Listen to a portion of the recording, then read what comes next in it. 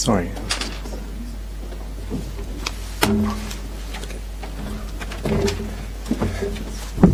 Good morning. For those of you who don't know me, my name is John Bagley, and I'm the CEO of the International Fundraising Consultancy that has put together and sponsored this event. I would like to call upon Lord Renard to open the event and to welcome you. Thank you, John, and please do call me Chris, and I will be very informal throughout the next 2 days. I just want to say at the outset of this that I probably got into fundraising like a lot of people did, on the basis that I used to spend money what I thought was a very good cause. And I spent more and more of it, and I think I spent it more and more effectively, but I still needed more and more money. And therefore the only way to get to more money is to learn more about fundraising. And I'm looking forward to the next 2 days from learning from all of you, whenever we're dashing to get to the bars or the restaurants or even go home. But I hope you'll be here for that. But if you miss it, of course, it will all be on YouTube. I should be thinking actually that while I might be addressing 30 people here, I'm sure I'm speaking to millions of people across the country live on YouTube. And if any of the millions watching at the moment want to hear what I say tomorrow afternoon, then that will be 4:30 Swiss time or 3:30 UK time, and you hope you hear it then. This is, I think, a most impressive programme. John and his team have put together a very effective programme to help all of us in the work that we're doing. But I just want to say that I've found already, work with John and Bill and Philippa and Francesca and the people in the IFC, they are a very, very impressive team of people. I'm sure we'll learn from them over the next 2 days. I'm sure we'll all enjoy it. But above all, I hope we'll all find it useful to help raise the sums of money which the very good organisations we work for all depend upon. Thank you very much.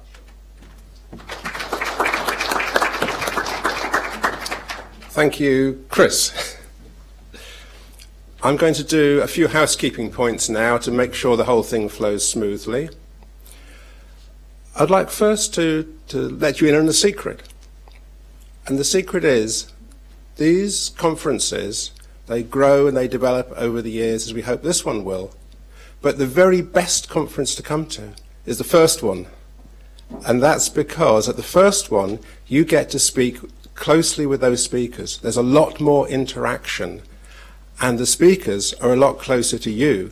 They have a better time. Both sides really gain in the first one. And then as they grow and develop, they come a little bit more impersonal. So I think that we're very lucky to be here. We delayed the start by about 5 or 10 minutes because there's still a lot of people due to sign in.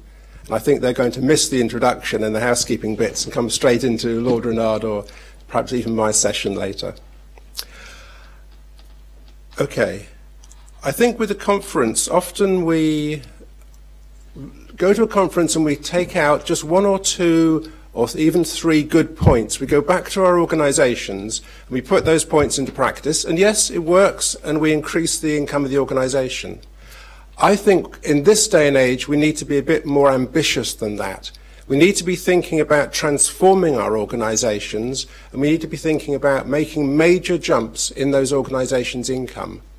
And in times like this, which is disruptive, when we're in between paper-based fundraising and internet fundraising, when we're between events we do out in the real world and events we do with the internet, it's a time for change, and it's a time when major steps forward can be taken with organisations. And we've seen those organisations, some of them do that very, very effectively. And I think that everybody in this room can do that for their own organisations. I think we're in a very interesting time. Often in people's careers, they look to think, well, what is the next job I'm going to do? That'll be a good job. And what is the job after that? I can increase and develop in my career. But actually, the way to get a really good career is to change the job you're doing at the moment, to transform your organisation, and then the next job will be a much, much better job. And I think conferences like this, and I hope this conference, will be able to inspire you and give you the abilities and the new knowledge and the thoughts, even just the time you will be doing all that kind of thing. And if you're not, then after this Congress is the time to do it.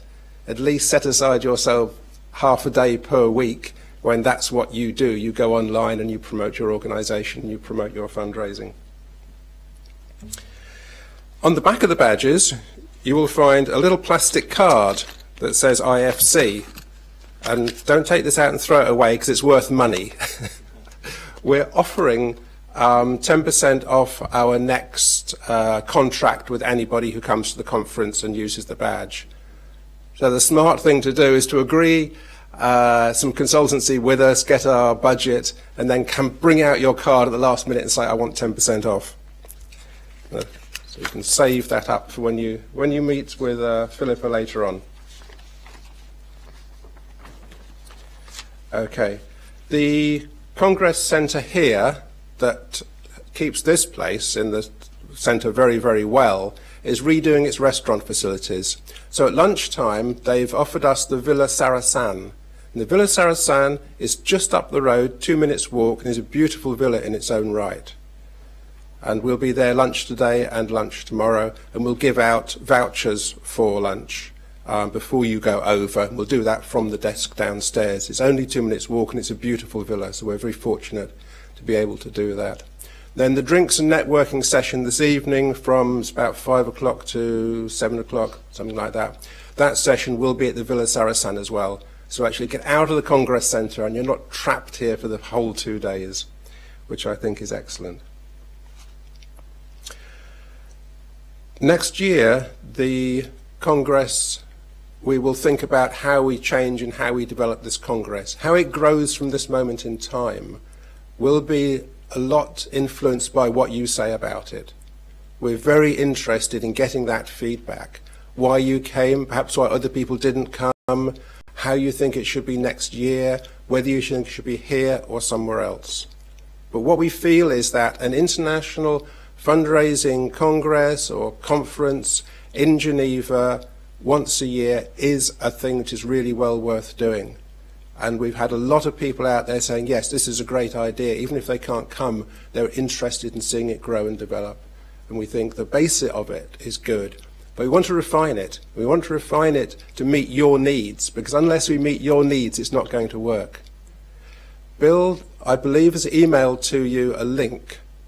We're trying to do as much as we possibly can online. So the link to enable you to put your comments on each of the sessions and your comments on the whole thing will get to you at some stage through this session. And I look forward to seeing what everybody says about it.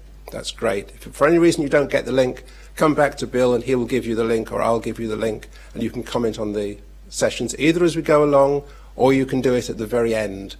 Whichever is fine. We will look at this immediately it finishes on Saturday morning and get together and consider what we do next year, but then over the next couple of weeks we will look at your comments and we'll refine what we're going to do.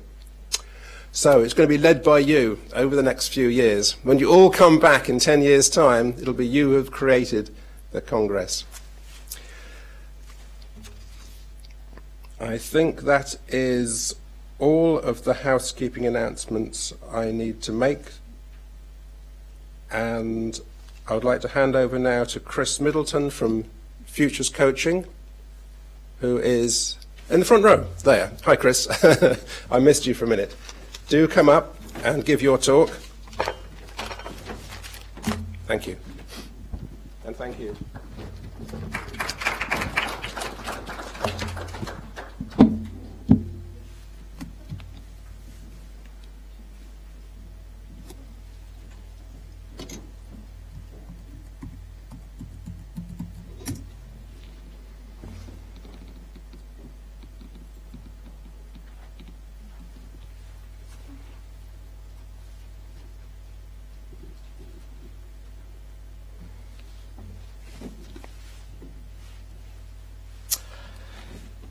Let me try with this. Can you hear me with this? Is this working? Well, as you heard, my name's Chris Middleton. You can call me Chris. Yeah, I guess why I've been invited here today is I think I share a passion with each and every one of you in this room. You see, for the last 25 years in my career, I've spent a long time answering the question, why do consumers spend? But 5 years ago, Cancer Research UK came to me and asked me this question. Hopefully.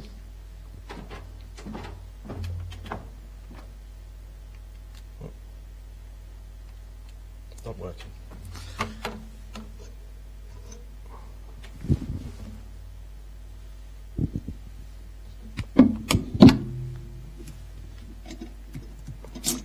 This seems to be blocked.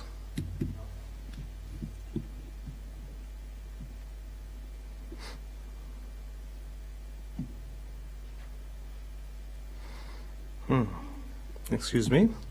Try and find this again.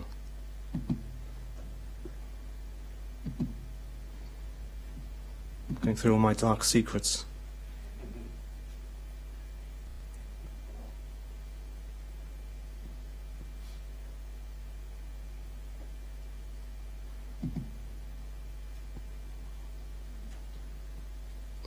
Fantastic. Completely blocked.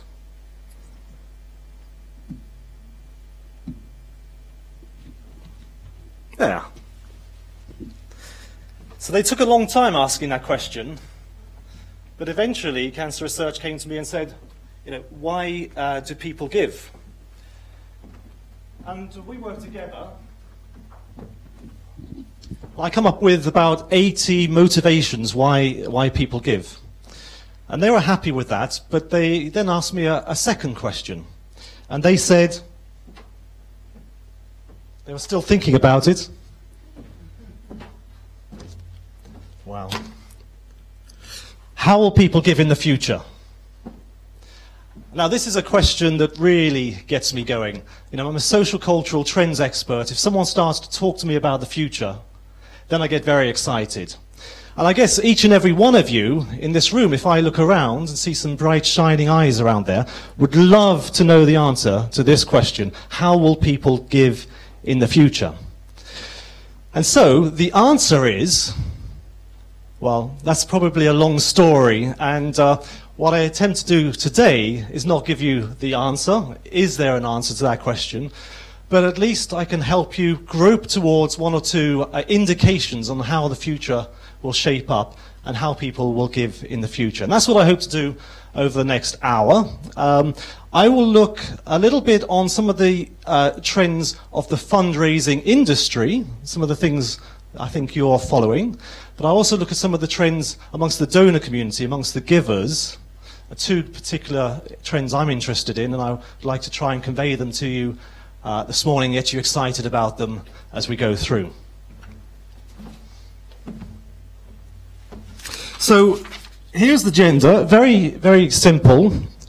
I'll go through some of those, as it were, fundraising industry trends and talk about those and say perhaps that they aren't all positive in all senses.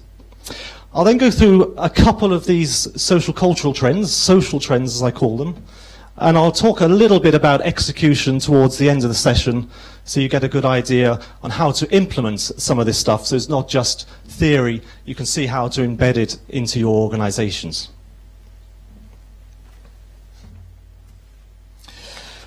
Okay, but the story has to start somewhere, and of course it starts with the economic context. And you don't need me to stand in front of you and speak again about the causes and the consequences of the Great Recession we've lived through.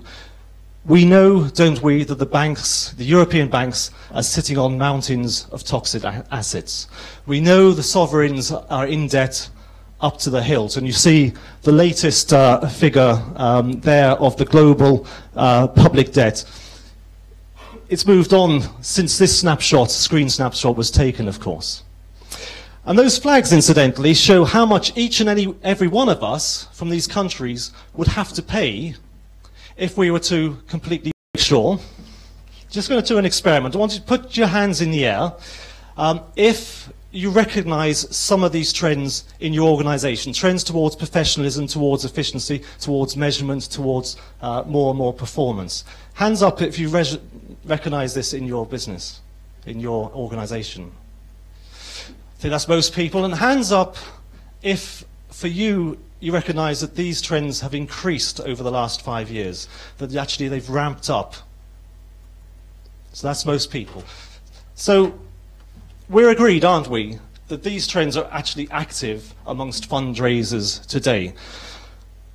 Where we may be in less agreement, I'm not sure, But where we may be in less agreement is how positive all that is for the fundraising industry. Is it taking you where you need to go, and is it entirely appropriate? And I'd like to argue just in 3 ways why there might be some dangers in that approach. Because it seems to me it's a little bit like Hansel and Gretel in the woods. It all looks fairly innocent from the outside. It all looks like it should. But there might be hidden dangers in the gingerbread house, and I'd like to illustrate those dangers now. The first is that statistics can be risky. We all know the Mark Twain quotes, don't we, about lies, damn lies, and statistics. It's important, obviously, and I'm not teaching grandmothers to suck eggs. It's important, obviously, to look at statistics with a slightly objective eye, I would say. Why? Well, superficially, and this is some work done in America by a Hope consultancy, we're absolutely right in saying givers, donors, are looking at performance. They want to make sure you are converting their donations into actual actions. So 85% say that they do want performance.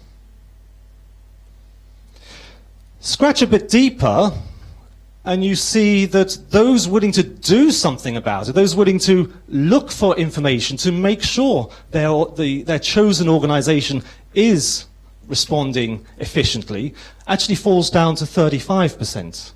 So a lot of people say they want it, but they're not prepared to do anything about it. And many people will say that yes, the big brands, if you like, the well-known, the charities that have been there for a long time, we just trust them.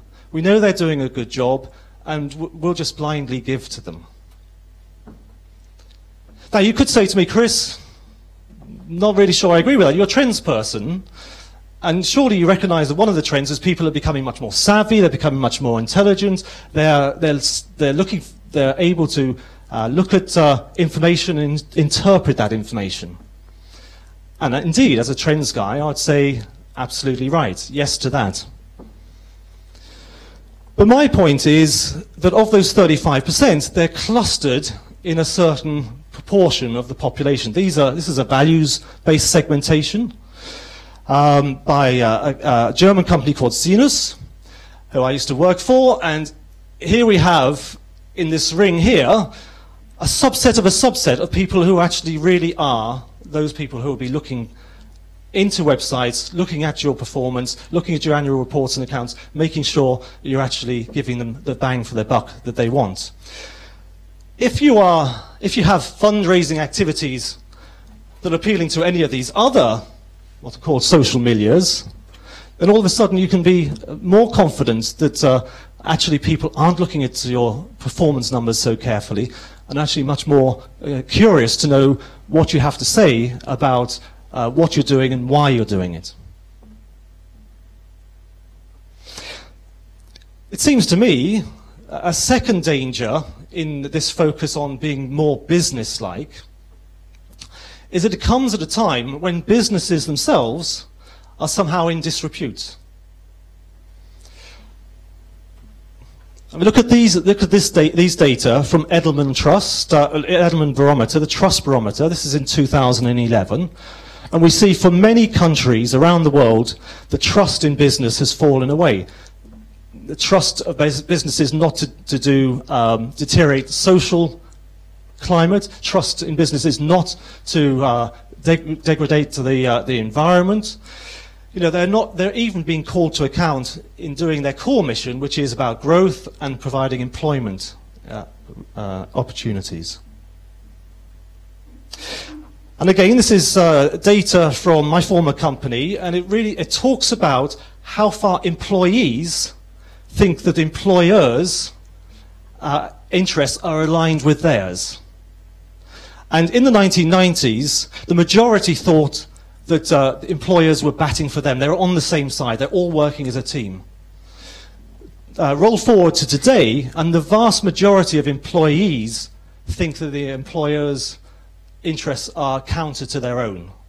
So this is a dramatic change over the course of the last 10, 15, 20 years. People become disillusioned with big business, even their employers as big business.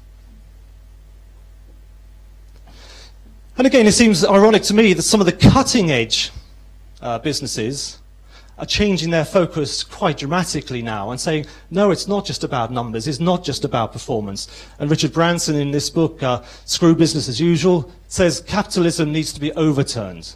You know, it's all about the human, it's all about people, it's all about communities, it's all about the planet. And of course, he's not the only one to be talking that particular agenda. And it strikes me, if you even look at the literature about business, that is changing very slowly as well, but it's changing nevertheless. In the 1970s, and some of you were probably working in the 1970s or early 80s, do you remember when work used to be fun? Who remembers when work used to be fun? It did. And you know, there were books about how to have fun at work. Of course, in the 80s, the 90s, and the noughties, it became all about performance, all about the numbers, all about the McKinsey mind. But now it seems that the page is turning slowly but surely again. And so we get books like Love Marks, which is high touch and and very human. It's about emotional branding. It's about how to bring people back into business decisions. And so we get also a new informality coming through from the business community. This is Smoothies Drinks, and they have a lot of rhetoricals on their product packaging, but you see this everywhere. Those of you who know the Pret-a-Manger chain will know that they follow similar rules. So we have new irony coming in. This is from the packaging of this fruit juice.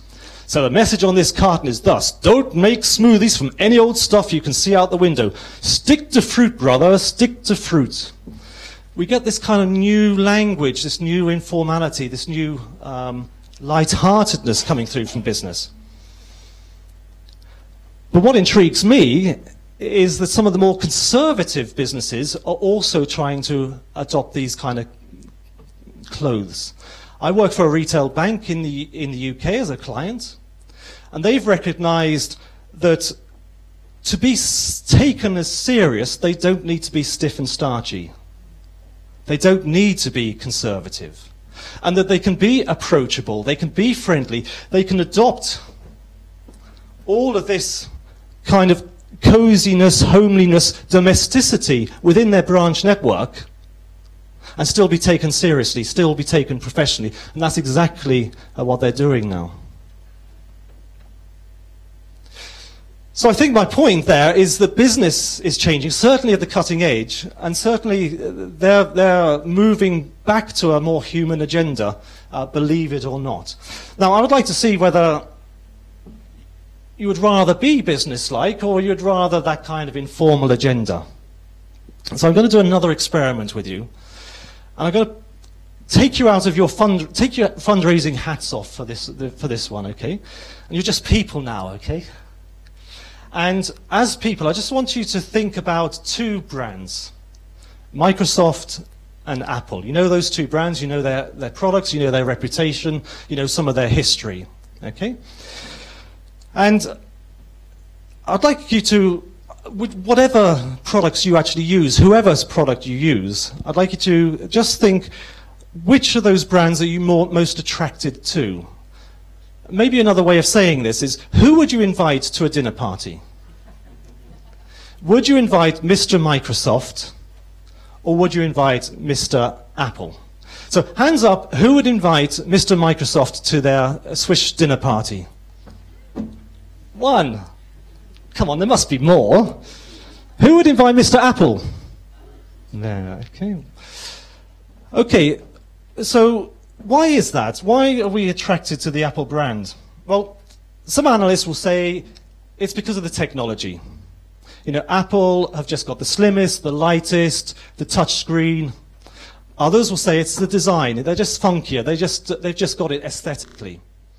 Others, perhaps more analytically, will say it's about their business model. They've understood how to put it all together, have iTunes at the heart of everything.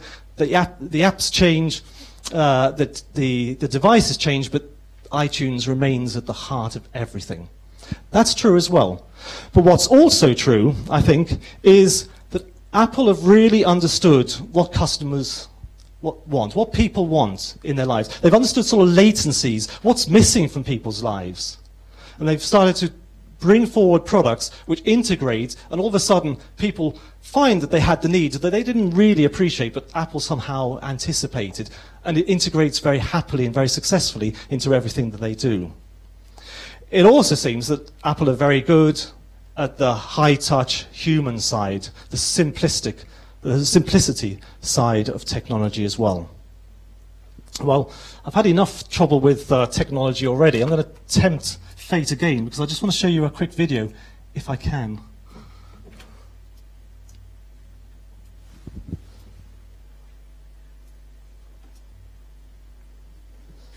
Oh.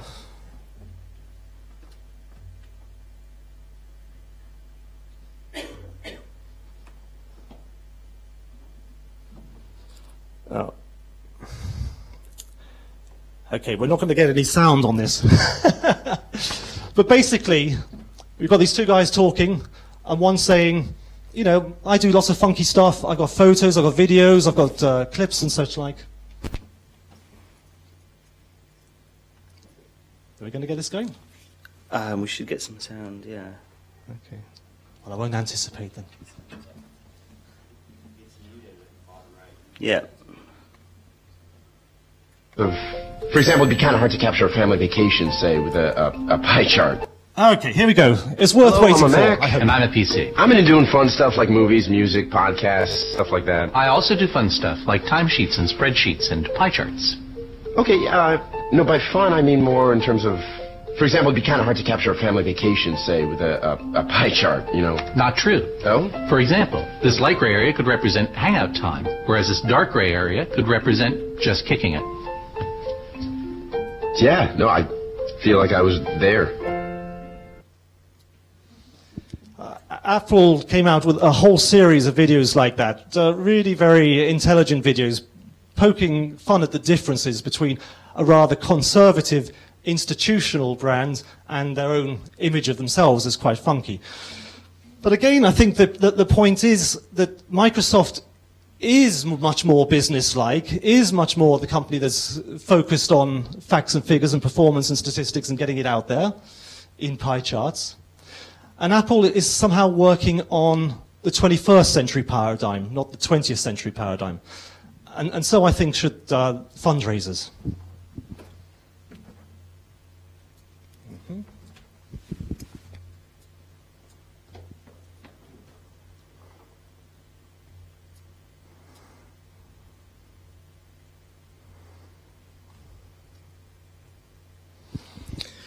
Okay, so what is the third danger that I was hinting at earlier? This is, I think, probably the most controversial of them all, because to one extent, I think that setting business objectives in numbers actually restricts fundraising activity rather than encourages it. Now, I know the argument about setting a goal and then working your way towards getting to that goal. But again, use the Apple example. Do you imagine that Steve Jobs looked at the marketplace, saw there was a gap between smartphones and laptops, and said, yeah, I think this is about a 5 million sales opportunity? No, he saw the gap, understood that there was a need, tried to do the best product in terms of a tablet to fulfill that gap. And yes, it's sold there's 75 million tablets being sold. So I think there is a danger in setting objectives that it actually can restrict your fundraising. Now, again, push back. Say, Chris, we need these figures. We need the business case because we're going to governments very often or other fund holders, and we've got to put forward the numbers. We've got to really state our case very clearly in business terms. And of course, I can't argue with that. But what I can say is there is more than one way to persuade. And a good friend of mine, Mercato, he set up Wunderman Cater Johnson in the 1970s, which was subsequently taken over by Young and Rubicam. He's a very smart operator, is Mac, and he says this. He says, the human brains are meaning-seeking devices. Understand through discipline, but compel through imagination. And I think what he was saying is, yes, facts and figures and the business case is really important, but you've got to really connect with people's emotions in order to get the sale. And I had the privilege of working with Mac on a number of pitches, and he would spend a month doing and redoing the business case, getting the business logic absolutely in place. But he'd also spend that same month working equally hard on images, what he calls iconography, to get the emotional, the human side across. And you know, in the pitch meetings, that was what got the fund holders, if you like, eyes lit up. And you know, he was such a cute operator, because as soon as he had sold through passion the merits of the particular project, he could almost name his fee after that. He seduced the clients through emotions, and then he got the money. And you know, if you listen to psychologists, they will say we do things for just two reasons. We do things out of fear, or we do things because they make us happy. And I think in fundraising, a lot of people will give, not because they're scared of something, because of fear, but they'll give because at some fundamental level, they're happy about doing that. They may feel noble, or they may feel whatever, but it's a gift that makes people feel happy. And so I would suggest to you that the non-profit sector is a happiness industry. You're not in the pain industry as such, you're in the happiness industry. Your role out there is indeed to make people happy. So emotions and sensations are very important to you. So just wrapping this up very quickly, I would say that it's important for fundraisers to go back perhaps to some of the basics. Of course, don't discard all the performance figures, but think about compelling people through imagination. Think about, are we making our, not just recipients, but our donors, are we making them really happy? And are we fulfilling people's dreams? Are we helping people change their own lives? You know, when you organize, if you have in the past, things like sponsored parachute jumps, you are changing people's lives, the givers' lives quite fundamentally. And those things have, you know, enormous attraction in today's world. So, again, I'd come back and say the recession has prompted a reaction, and the reaction has become much more business-like. I don't say that that is entirely wrong, but I'd say the main mission shouldn't be forgotten, which is about exciting people, changing people's lives, the people who receive, but also the people who give. So just to sum up here, what I'd say about this first section is that we've seen that there are a number of trends which are encouraging the fundraising sector to become more business-like. We've seen those trends are becoming accelerated and becoming much deeper over the last 5 years. But we see there are some hidden dangers with that story. There's a hidden danger about misinterpreting or not seeing the entire statistical picture. The businesses themselves are perhaps at the leading edge, changing the way they're doing and thinking about ethics much more, social enterprises, for example. And there is a risk of being distracted by just concentrating on the numbers and not on this aspect of changing people's lives. So in a phrase, I would say, you know, focus on passion and not on performance. And really it reminds me of the film Devil Wears Prada. Who saw that film? Anyone see that film? Yeah? Great film, I thought. And you've got Andy Sachs there in 3 phases of her life, you know, played by Anne Hathaway. She starts off as the dowdy, uninteresting person suddenly get sucked into the business world, becoming very efficient and responding to Miranda's every tyrannical whim. But she loses some of her values in the process. She loses her family, she loses her boyfriend. And by the end of the film, manages to extract herself from that stranglehold, become much more true to herself. She's a different person, certainly, than in the first instance, but she's moved on. And I would suggest that fundraising is in this middle section today, and there's a further evolution that's possible. And one of those further evolutions takes us on to our second subject, which is about giving and getting, some social trends. For me, as a social observer, what I notice in a number of sectors, if you want to increase the passion within a sector, really start working on social trends. And that applies in fundraising, I submit, as well. Why? Because social values actually are tracking change in how people what people give value to, what's important in their lives, what's good and how they're judging what's good and what's bad, what's right and what's wrong, what they're giving significance to. Social trends are really tracking that kind of change.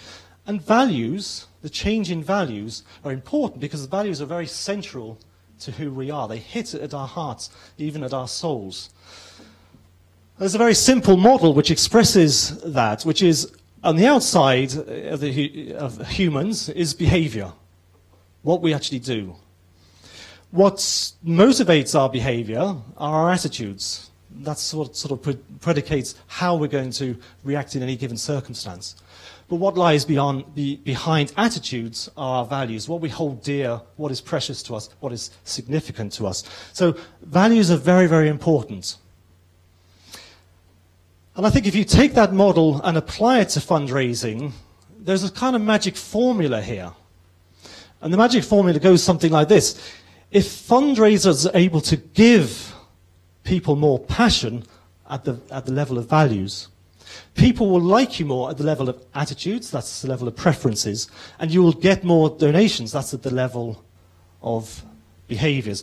Sounds rather simplistic, but I think if you really are attacking people's values and understanding how those values are changing and understand where people are going in their lives and can tune into that and start aligning your fundraising initiatives to those values, then you really are operating at a very deep level, a very motivational level for people. And that cascades through into attitudes and then into how people are going to react and behave.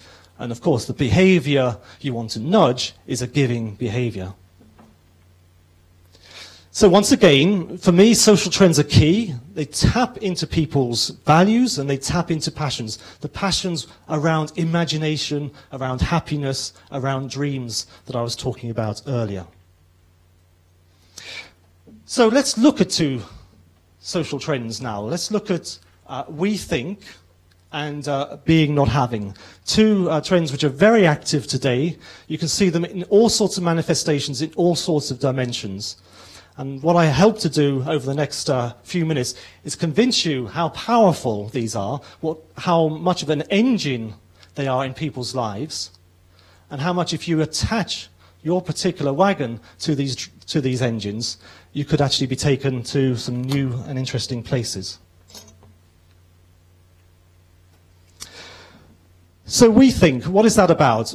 By way of definition and also to illustrate some of the dimensions of we think, it's a growing belief in people like me, which brings a deeper sense of togetherness, new trusted references, and an excited desire to share and build, and all of this propelled by new technologies. What I'll do is unpack that now one by one across those various dimensions. So, people like me.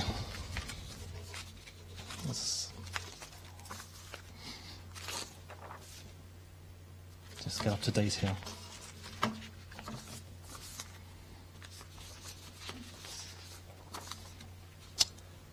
Now, the French talk about a tissu social, n'est-ce pas? But what we've seen, quite fundamentally, is a dramatic change in the social fabric of society over the last 20 years. We've all lived through it, so maybe it's not that evident, but it's happened. We have moved, over the last 20 years or so, from a top-down society to a bottom-up society, where people's voices count for a lot, and the authorities that be count for much less. So in this kind of new world, people like me start to count. It's others who do the same things as I do, go the same places as I go, look the same way as I do, much, much more important than status or qualifications, which used to be the way you judged other people. So, as you imagine, I'm a people watcher. So I'm watching all of you and your reactions. But I'm quite happy to sit in Starbucks for half an hour watching interactions between people. And it's fascinating. I'm fascinated to see customers and baristas operating on the same level. Why? Because somehow they're equally enjoying the Starbucks experience.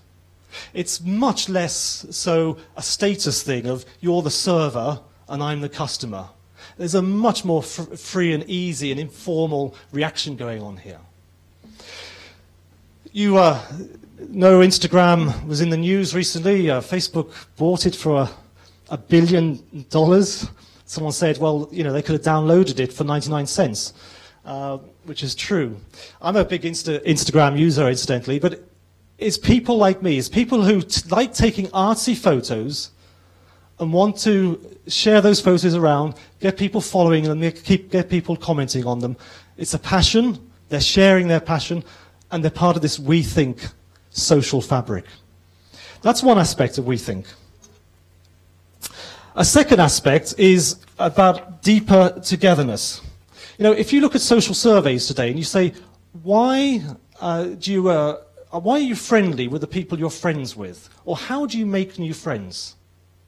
Or how do you think people make new friends today? What's the common bond of attraction? Any ideas from the floor? It used to be that people would answer that, well, they're in the same social class. Or they go to the same church as I go. These kind of more institutional, top-down ways of finding friends.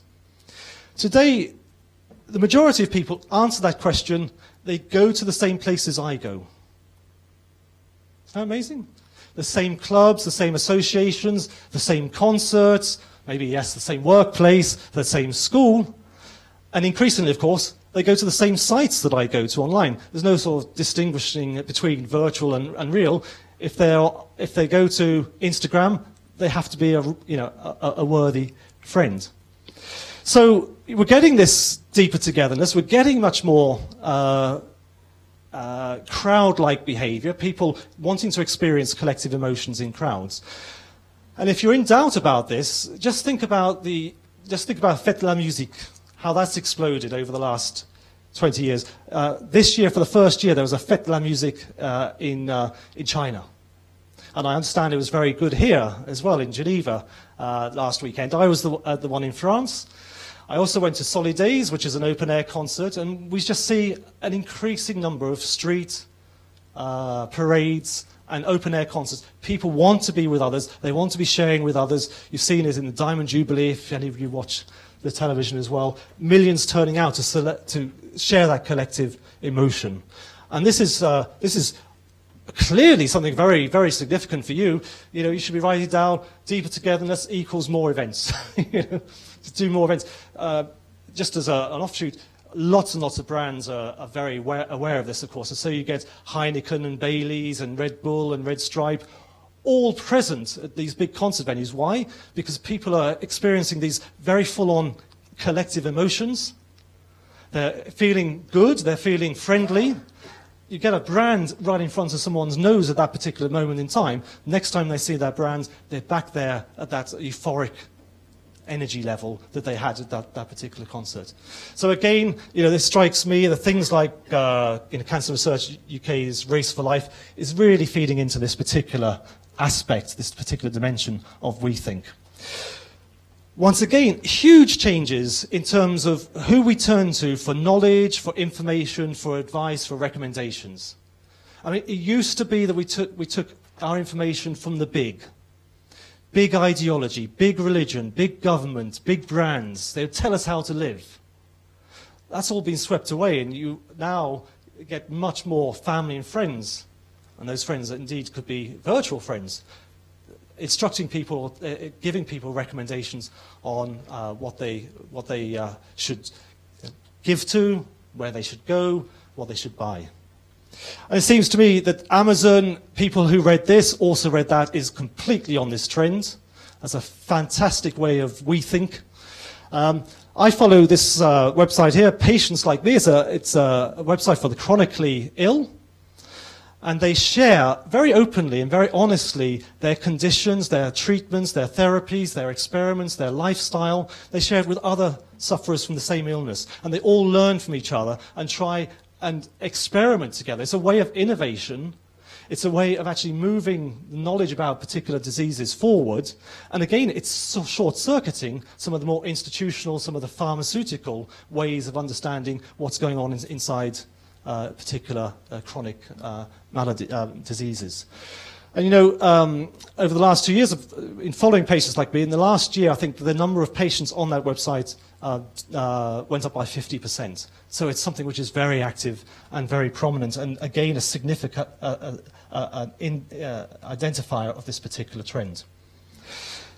And sharing and building is all part of this as well. And again, I think this is key. This is why this is also so key to fundraisers, because sharing is very definitely a part of we think.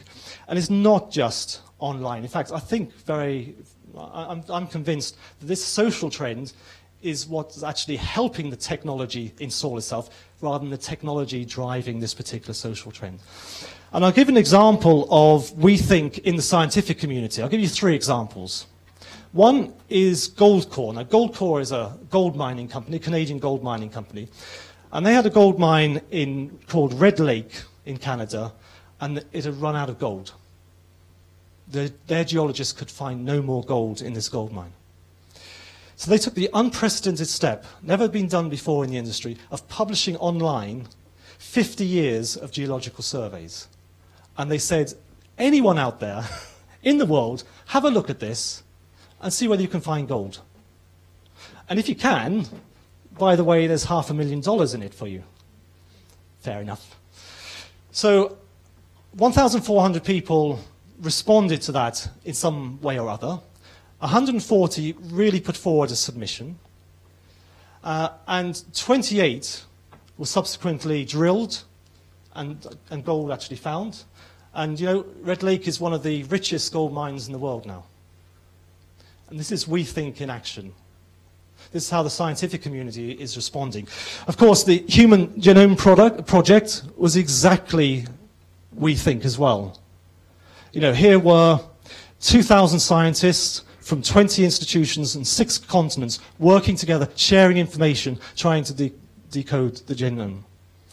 And increasingly, and again this shows how the big and the authorities are somehow getting pushed to one side. You know how in the scientific community there are certain journals, certain publications which carry research papers. And there's a committee which decides which research is valid and can actually be exposed to the world. That increasingly is a model which is being disrupted.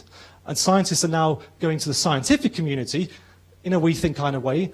The scientific community is judging whether it's a valid piece of work.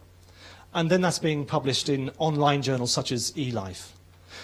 So again, a dimension of we think that's suggesting that the world is really moving very, very fast and very active around this particular trend. And of course, it's all facilitated, accelerated by technology. You know, the mobile phone, which allows us to share our emotions in real time, share information in real time. YouTube is very much part of we think. You know, last year, there were 1 trillion downloads. 1 trillion downloads on YouTube. That's enough downloads for each and every one of us on the planet to have viewed 140 clips. Each and every one of us on the planet who have viewed 140 clips. And I think every month there are 3 billion hours of YouTube downloaded. So this is people uploading, sharing, and people watching what they're sharing. How is this all relevant then for non-profits? Well, going back to that whole friends thing, here in a survey by Convio, 52% says absolutely acceptable that friends will ask me for sponsorship money. Much more so than mail, 41%, and even more so than email, which has to sort of be fairly dead in the water these days. So go to people through their friendship networks, and you're tapping into the power of WeThink. And of course, Kiva, Kickstarter, Indiegogo, these are all successful WeThink giving and getting, sharing platforms. And again, I think when you get down to the essence of it, the question needs to change. You know, the question needs to move on beyond, you know, what fundraising initiative can we launch, to something more about how can we make people passionate and happy to give by bringing them together, by working on the power of WeThink to help them in their lives, to help them change their lives, to help them move on, to give them something so that they will give us something back.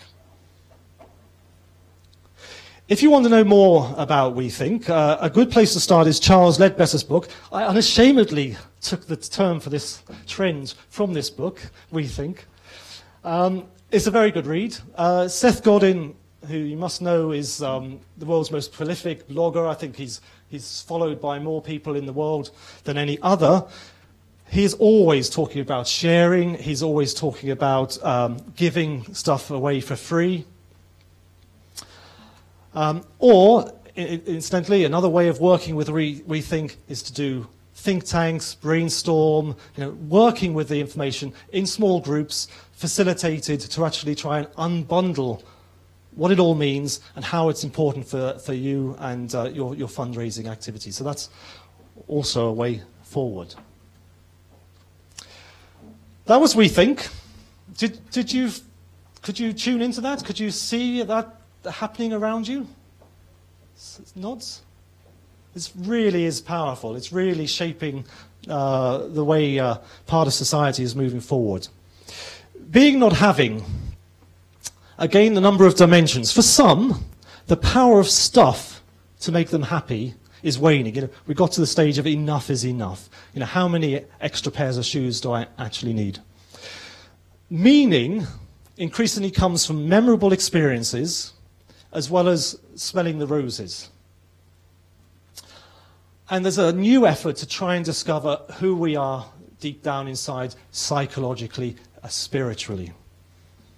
So let's again unpack that. Being, not having, is about less materialism. Now, there's always been a post-materialist segment in society, if you like, and it's grown, obviously, since the 1960s. But post-recession, what social surveys pick up on is there is an increasing desire to go beyond buying more stuff. The scales have certainly fallen away from many people's eyes that buying more and more things is not going to make you happier and happier. Probably everyone in this room knew that anyway, but a lot of people are finding that out. You know, and they've gone through a very expensive experience to get them to that point. So, what are some of the manifestations of this? Well, you know, the kind of Kleingarten in Germany, the allotments. People are investing much more in getting their hands dirty again, figuratively speaking, and in terms of allotments, in practice as well. Getting to the simple things of life, growing your own vegetables, really being very authentic about the way you work with the world around you. You know, in Britain, I think there's a queue, or in one city, Sheffield, there's a queue of 2,000 people waiting for an allotment. People really do want to invest in this. You know, the kind of Let's communities, these are local communities for sharing goods and services, new ways of transacting without money. There's 30,000 people involved in 300 lets in the UK. There are lets in the Ukraine, in Sweden, in Brazil, in Argentina, in Australia, in the USA. Again, people want to be with others, share with others, move their lives in something which is much more meaningful rather than just exchanging money for products. Now, earlier, Chris mentioned high net worth individuals, and some of you in this room might be courting high net worth individuals. Now, their patterns of behavior are changing as well. It's interesting to see that, yes, they're still investing in luxury brands and elite products, and the luxury market we know is one of the few sectors that seems to be surviving very well. But those hyper-rich people are also changing their spots and saying, okay, I want those unique, those rare experiences. I want that helicopter trip to the remote mountaintop that no one else has done, or very few people. That's what I'm looking for in my life. And at another level, there are all sorts of thrill seekers out there, aren't there, that will do the parachute jump, that will do the bungee jump, the whitewater rafting. People are getting thrills from that kind of memorable experience. It's about living rather than accumulating.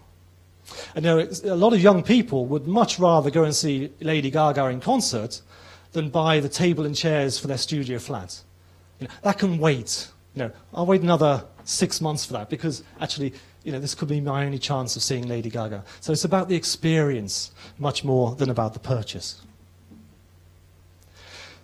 What it's smelling the roses, it's not just there for the crude hedonistic pursuits that people are looking for.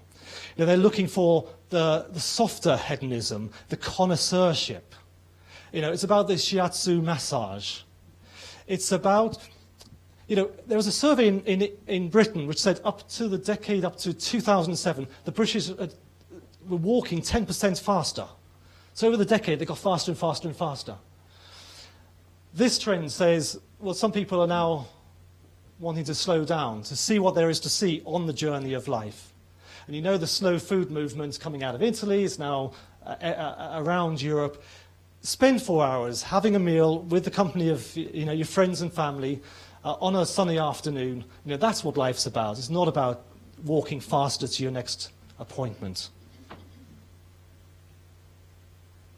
And going beyond that, people are looking for the self-development, looking into, you know, rather than the external, rather than what they're wearing, the outward appearance. People are now starting to invest much, much more. It's always happened, but it's increasing in its penetration, much, much more on what's going on inside. You know, the yoga, the therapy, the courses in the desert that you can go on. So what we're saying here is being not having is about the sensations, it's about the experiences, it's about the emotions, it's about people wanting more of that good stuff in their lives. It's about the picture, it's not about the plaque. And so how is this relevant again for non-profits? I hope as I've been going through, you've been making some connections yourself, but it seems to me that volunteering, you know, is a key one here. Because if people are volunteering, presumably they're volunteering for a reason, and increasing that reason is they should be getting a good experience out of it. And if you're having trouble recruiting volunteers, then I think you should be asking yourself some serious questions about what experience you're providing, because clearly people aren't appreciating what that is.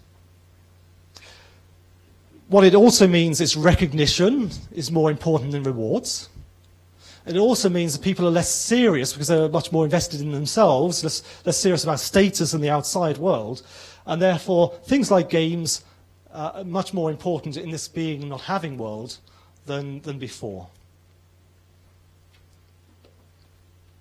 So we go back to this fundamental question. Rather than what fundraising initiative can we launch, how can we make people passionate and happy to give by helping them find themselves? By helping them be more of themselves than they have been today. How can we help them access who they are? Because that's giving them something rather precious, I think, as a donor, as a giver. And again, if you want to go further, there are magazines like Real Simple. It's an American magazine talking about how to delayer and declutter and make your life much more simple, getting down to the essences. Tim Drake is a good friend and co-author of mine. He's a great motivational speaker on how to be, how to live. And he wrote a book, I Want to Make a Difference, around this. That's always a good source.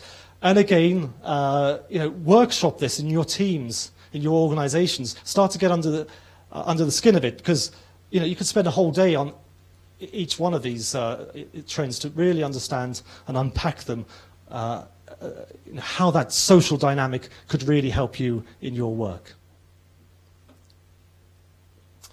So very simply put, social trends can help align you to what I think should be your fundamental mission, going back to that earlier piece, which is about getting people excited, getting people motivated, really releasing their passions to give, making people happy, and therefore, accessing their wallets through that.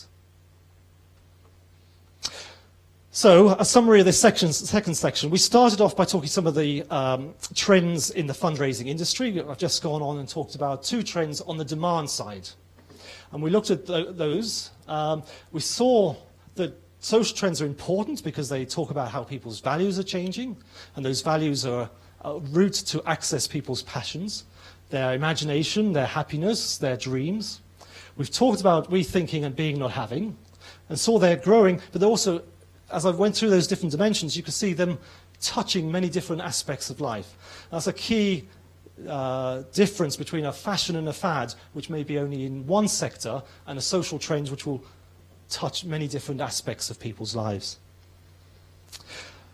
And lastly, and I hope I've drawn out few examples of how correctly and creatively applied, these 2 trends could actually spin off into new thoughts, new concepts, new initiatives for fundraising.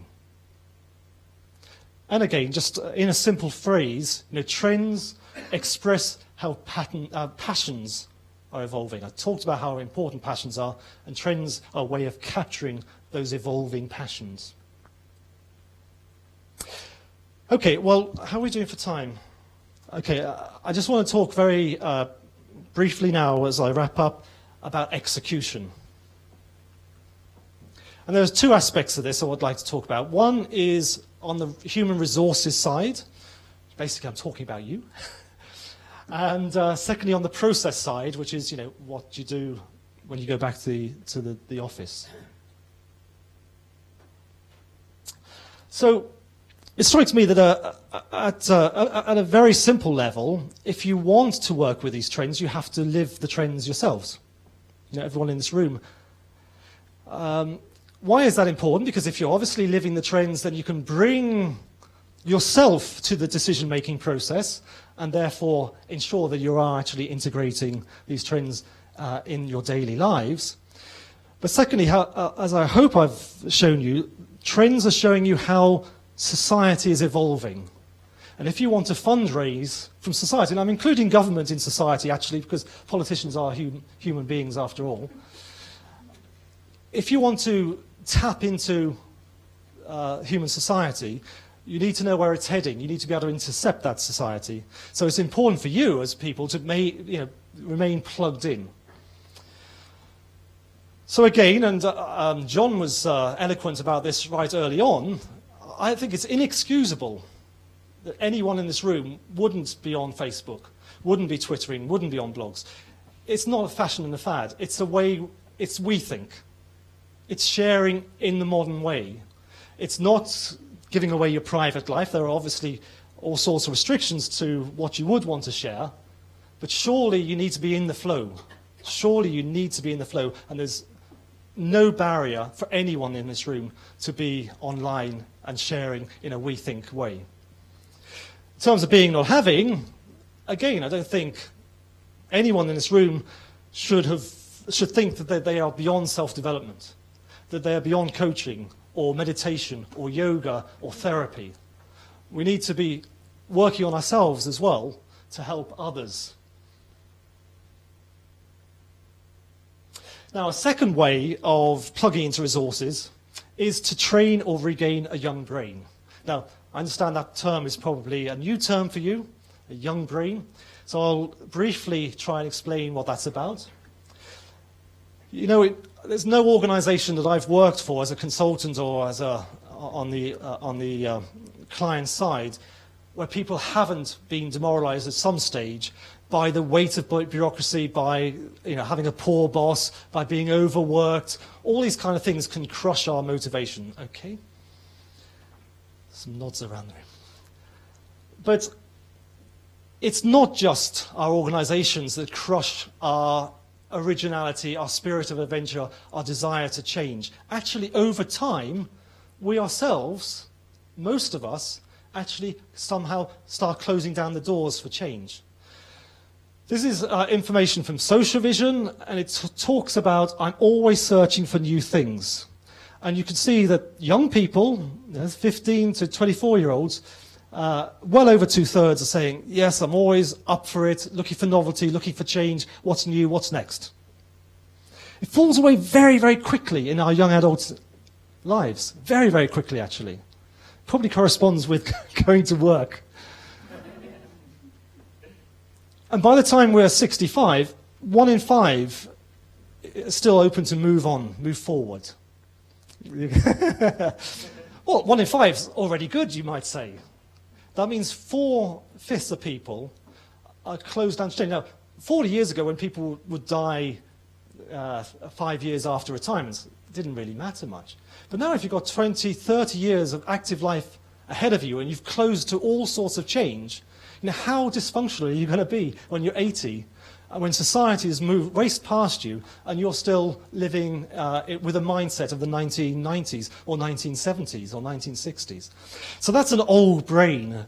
The people who have abandoned things like newness, novelty, new friends, being open to change, being open to creativity, imagination, action-oriented, these kind of things. Those are old brains, and young brains are people who remain open. Now, what organizations want are Mr. Right.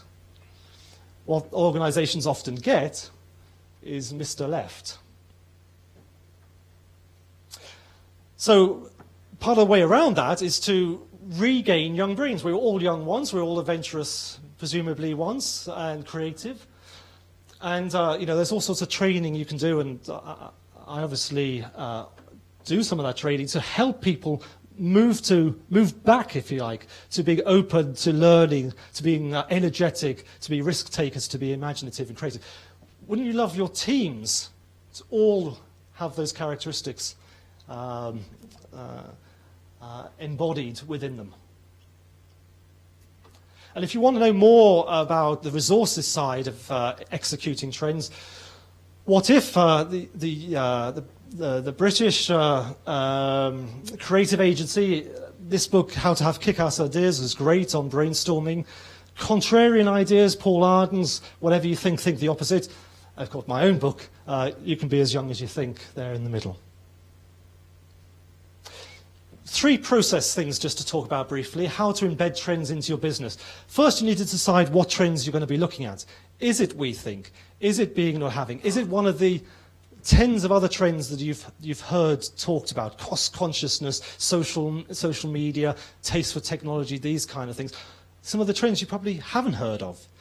There's a process here about understanding what are the trends you could be looking at, evaluating them, filtering them, coming down to a small set of trends which are really active in your fundraising sector, really driving your givers forward. And once you've come to that small set, it's quite relatively easy to start plotting these on a map, start understanding what the axes are. Here it's very simple, it's giving more for me or more for others. It's either low involvement or high involvement.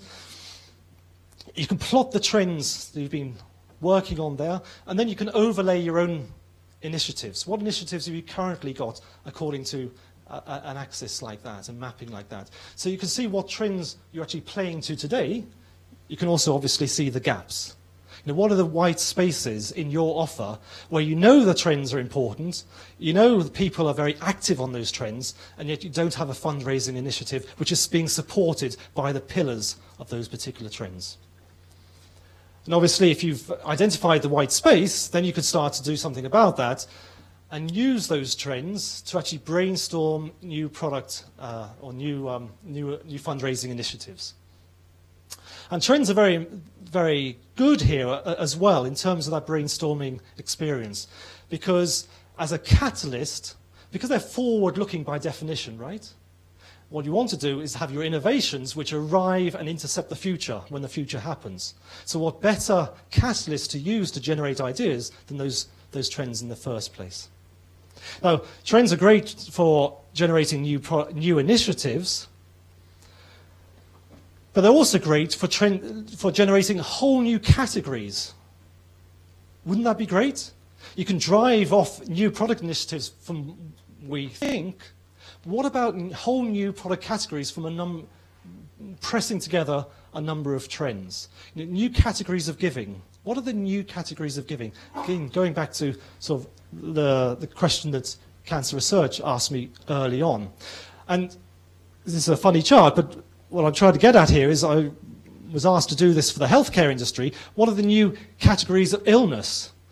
Well, don't we know them all? Haven't they all been plotted? Well, no, not in the consumer's mind. They haven't. There are all sorts of patient needs which are latent, which are hidden, which are, a Steve Jobs of the healthcare industry could unwrap. And one of the categories we talked about then was sort of nighttime medicine which actually work better whilst you sleep, and the body works completely different at night. And so there is some real medical evidence to suggest that nighttime medicines is an interesting category to explore. And it's gratifying now to see some products like somatolene, which purportedly makes you slimmer as you sleep, purportedly. But anyway, there are products now coming out to address that particular sleep medicine category. Sorry, the internet, I've just moved. So what I hope I've briefly helped you with is to understand it's relatively simple to take those trends and incorporate them into some of your resource issues and some of your strategic issues. And again, just to summarize this last section, what I would say is introducing social trends into your activities can bring new passion to you, to your teams. Trends approach can help you evaluate gaps in your marketing offer. And thirdly, trends are a perfect catalyst to new concept or indeed new category generation. And again, captured in one phrase, I think the passion starts with you. The passion starts in this room. So we come to the end of our agenda. I just want to wrap up with 4 very, very brief summary charts. We started off by saying, contentiously, that it wasn't just about numbers. Of course, numbers are important. It has to be much more about human passion, particularly as the causes you're working for are about human passion. The givers need to sense that passion as well, and not just through the cause, but through what you're giving them. So human passion is important for you. I hope that I've been able to convey some of my passion for what I do and passion for working with trends, so you're a little less reactive to some of this stuff and perhaps a lot more interested and can possibly be proactive in the future when you're looking at what's changing around us and how people are getting motivated and excited in different ways into the future. I hope you've seen that there are some ways that if you're working on some of these trends and no one else is, you can be different from other fundraisers. You can do something quite magical out there. In the same way as Cirque du Soleil managed to reinvent the circus, is there a way of reinventing fundraising by pinning some of your activities on a whole new way of thinking?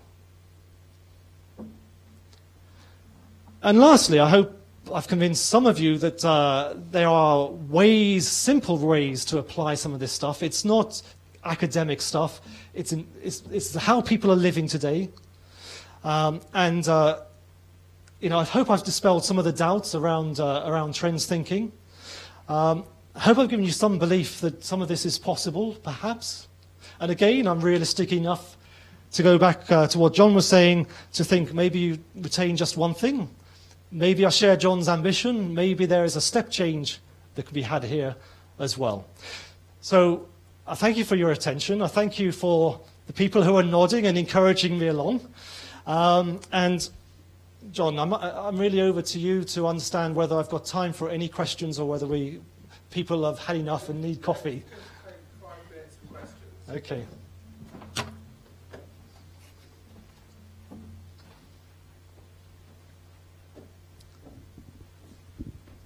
Maybe I give the microphone. John, do you want to take the microphone? Do you want to take the microphone, and I'll go back to the.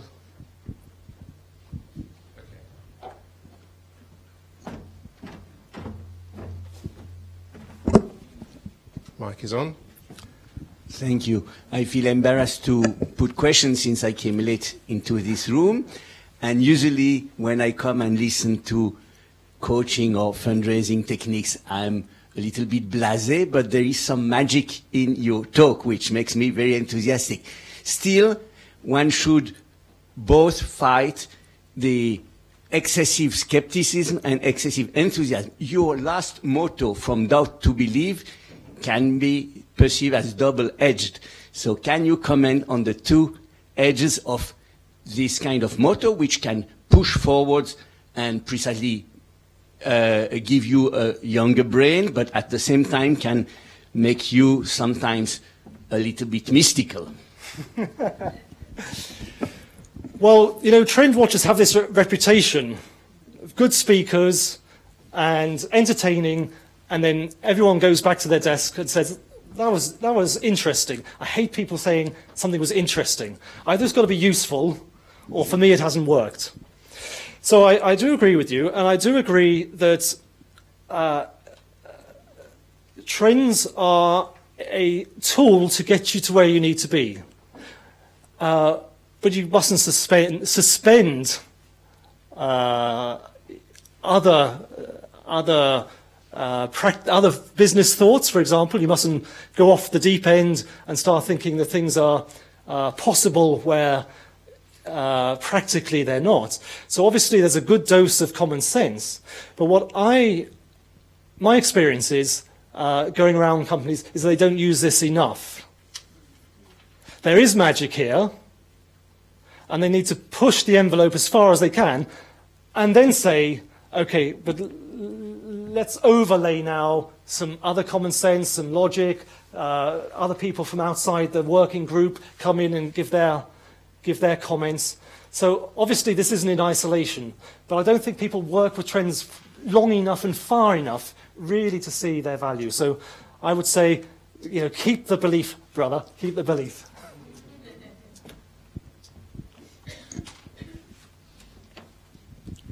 I was just wondering if you could tell us an example of an organization who's taken this idea and really put it into practice and tell us what the outcome was. And I'd just like to hear a practical example of it. Well, the example I was giving there was about the nighttime medicines was Boots Healthcare International. They've subsequently been absorbed within Records and Coleman, Records and Benkinza. So, you know, I can speak about that example much more freely. And I was working with a new categories team, and what they wanted to do was come up with new products. As a consequence of this, they will say, you know, they got ahead of the consumer curve.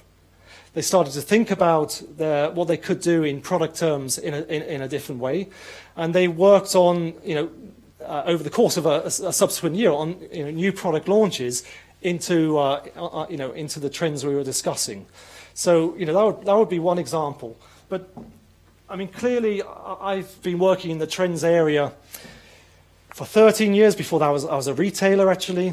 And, well, I make a living out of this, so there must be something in it, because companies do come back and ask for more and more. So once the door is open, people do understand that there is, you know, there is actual value here. Hi, good morning. Thank you for Good morning. the presentation. It was very interesting. With respect to the social trends, the we think and being, not having, just sitting here thinking about it, it seems like there's a huge conflict between those two trends, or almost an incongruence, because the we think is far more, you know, externally obsessed, where the we think is far, or the believe is more, being not having is more internal. And, you know, from a trends perspective, how do you grapple with those two? What I see can almost be opposing things. You know, for me, do I spend time in my garden in a being not having kind of way, or am I on the computer twitting and whatnot? Yeah, it's a great question, and clearly these trends are diffused across different sections of the population, and there are overlaps. So some people can represent both of these trends and have them as deep motivators inside them, maybe at different parts of their lives or in different social situations. I love when trends are in potential conflict, because potential conflict for me suggests a paradox, and a paradox is a door for innovation for me. You know, a flat screen television is a great paradoxical product for me. You know, it's really on crude hedonism. It's full on, in your face, high visual, high sound, and yet it's flat and sleek. It's life harmony. It's blending in with your natural surroundings. So you would think that life harmony and sort of crude hedonism were opposing. They are. But yet they can come together and produce a very interesting product. And, you know, I think we did a survey, and 25% of the population can very happily combine those two, and it doesn't make them schizophrenic. Yes, one more question. Last question. Thanks. I was just going to ask a question about the membership, because when you're creating new trends for your organisation, but most of your individual donors would be from an older generation having older brains, then how do you stop from alienating that large group of people from your organisation by becoming more trendy? How would you stop it? Well, it's an interesting question. Number one, it's interesting to understand, isn't it, about how many silver surfers there are out there, and how, for example, things like Facebook, I think in terms of today, the percentage of people joining Facebook, it's much higher in the older generations proportionately than in the younger generations. So it's somehow misleading to believe that, you know, and we saw 20% of the old people are, you know, young brains as well. But it's a very interesting question. It's quite a sophisticated question, which I don't have an immediate answer to here, because some of these things, you know, do need thinking about, and that's the beauty of some of this work. It opens up certain questions you weren't thinking of, and perhaps in answering those questions, you can get to a deeper sense of understanding and actually closer to your customer, well, to your giving base, because you've understood there is potential issues here. So I haven't got an immediate answer. I think it's a great question, and you know, something, you know, to work on. Yeah, absolutely. Thanks, Chris. That's okay. Brilliant. And very interesting coming into that last question, actually, because how you retain the different age groups within organisations when the different age groups have very different cultures is something which I'm going to be talking about in my bit about future trends in the other room in a minute. So thank you very much, Chris. That's great. Okay. Thank you.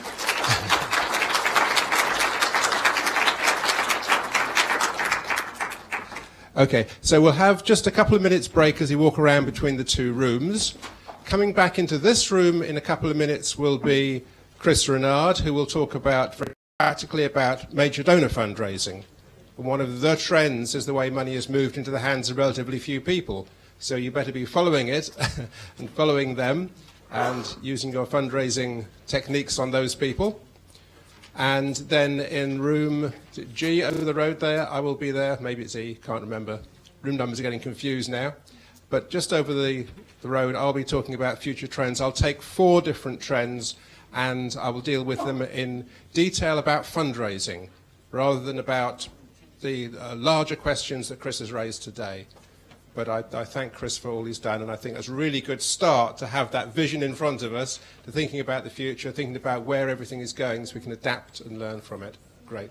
Thank you. Thank you. Hi. Good. Hi. Nice to meet you. Sorry I'm late. No problem. Yeah.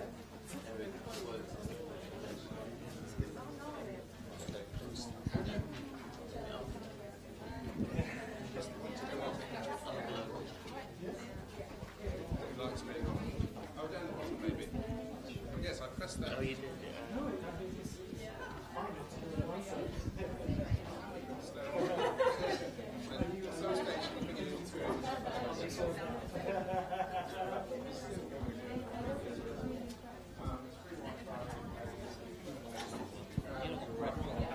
I tried that.